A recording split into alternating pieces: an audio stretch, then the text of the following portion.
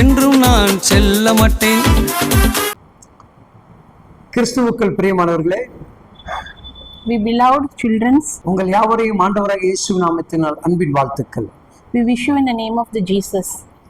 இன்றைக்கு உங்களை தேவன் ஆசீர்வதிக்க போகிறார். Today God going to bless you. கர்த்தருடைய வல்லமை உங்களை தொடப் போகிறது. The God blessing will touch you. நீங்கள் யாவரும் அவரிடத்தில் திரும்புங்கள். Just turn to Jesus. உங்களுடைய முழங்கால்கள் அவருக்கு முன்பாக மடங்கட்டும். Your kneel down is will kneel to the Jesus. Bible சொல்லுகிறது, Bible says, ஏசாயா 44:22 வசனம் இவ்விதமாக சொல்கிறது, Isaiah 44:22 saying like this, உன் மீறுதலை மேகங்களைப் போலவும் உன் பாவங்களை கார்மேகங்களைப் போலவும் அகற்றிவிட்டேன், என்னிடத்தில் திரும்பு, உன்னை நான் மீட்டுக் கொண்டேன். I have blotted out like a thick cloud your transgressions, and like a cloud your sins.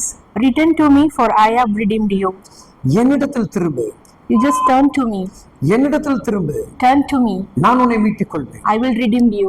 என் சகோதரா, Beloved brothers, பாவத்திலிருந்து விடுபட முடியாமல் இருக்கிறாயா? if you don't come out from the sin, விடுவிக்க யாராவது உண்டு என்று சொல்லி if you have anybody to redeem from the sin, உன் பாவத்தை மன்னிக்கிற ஒரு தேவன் உன்னை there அழைக்கிறார். is a person Jesus called you. உன் பாவத்திலிருந்து விடுதலை கொடுக்கக்கூடிய ஒரு He தேவன் wants to அழைக்கிறார். redeem from the sins.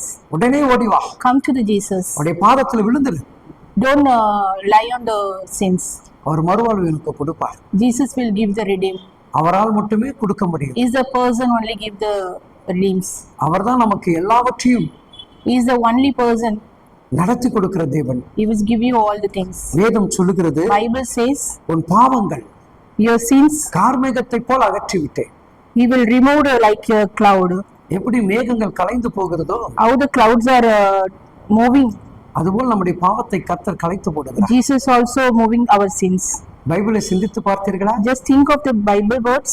ஒரு ஸ்திரியை அநேகர் குற்றவாளி என்று ஓடி வந்தார்கள். A woman's are struggled with the problems. இவள் பாவம் செய்தார் என்று சொன்னார்கள். The persons all murmuring about the இவள் மேல் lady. கல்லெறிந்து கொல்ல வேண்டும் என்று சொன்னார்கள். They want to kill the girl. இன்னைக்கு உலகம் உன்னை பார்த்து அப்படி சொல்லிக் கொண்டிருக்கிறதா? Today the world saying like this to you. உன்னை பார்த்து பாவி என்று சொல்லிக் கொண்டிருக்கிறதா? The world is telling like that. இவன் பாவம் செய்கிற மனுஷன் சொல்லி முத்திரை The கொடுத்திருக்கிறார்கள். humans are telling that you are doing the sins. முதலாவது நீங்கள் சிந்தித்து பாருங்கள். You have to think first.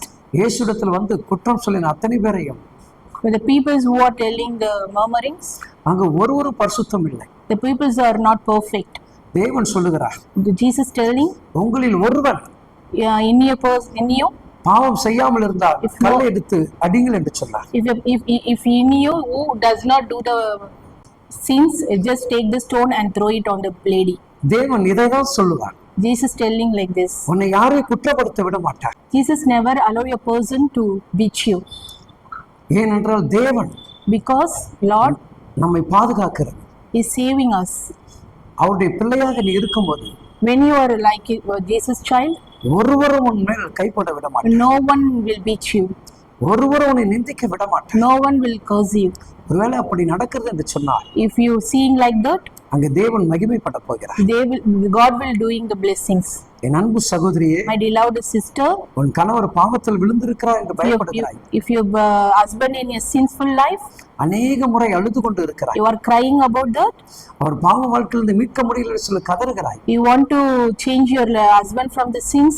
உன் கண்ணீரை தான் கர்த்தர் பார்க்கிறார். God seeing you crying. அவரால் இந்த பாவத்தை மன்னிக்க முடியும். He is the only person to change it. அவர் உனக்காக மீட்டு உன் கரத்துல கொடுக்க முடியும். He will give your husband to your hand again. ஏன்னா அவர் ஒருவர் தான் பரிசுத்தம் உள்ளது. Because he is the Holy Spirit. அங்க குற்றம் கூறினர் ஒருவரும் இல்லை. There is no person perfect in there.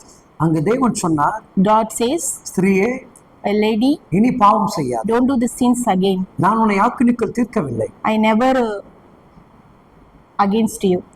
அதுதான் தேவன் செய்வார். Lord doing that.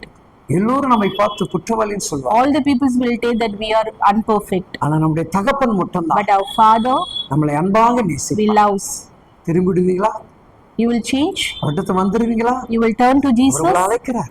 He is calling you. ஓடிவா மகனே, Come to Jesus. ஓடிவா மகளே, Come to Jesus. உன்னை மன்னிக்கட்டும். He will redeem you. கர்த்தர் கூடவே இருப்பார். Jesus with you. Amen. Amen.